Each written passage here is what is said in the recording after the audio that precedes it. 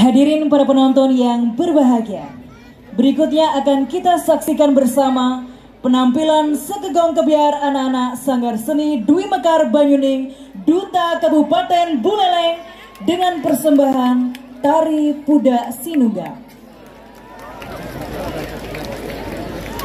Tari Puda Sinunggal mulai direkonstruksikan pada tahun 2014 dengan seniman-seniman Bali Utara, Bapak Made Keranca, Bapak Carik dan Imade Pasca Wirsuta.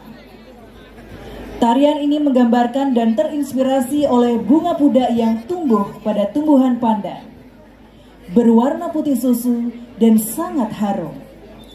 Bunga puda ini hidup di dekat mata air di dekat Pura Bukit Sinunggal di Desa Tajun, Kabupaten Buleleng. Bunga yang harum, air yang sejuk, dan burung yang mandi menginspirasi Bapak Sindu, sang pencipta tari, dan Bapak Putukute, sang pencipta tabuh, yang membuat garapan ini pada awal abad ke-20. Pembina tabuh, Imade Pasca Wirsuta SSM. Pembina tari, Komang Wida Lestari. Koordinator dan penanggung jawab, Gede Pandeoli.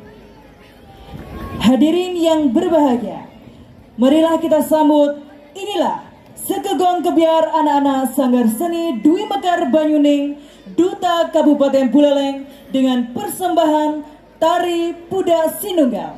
Selamat menyaksikan.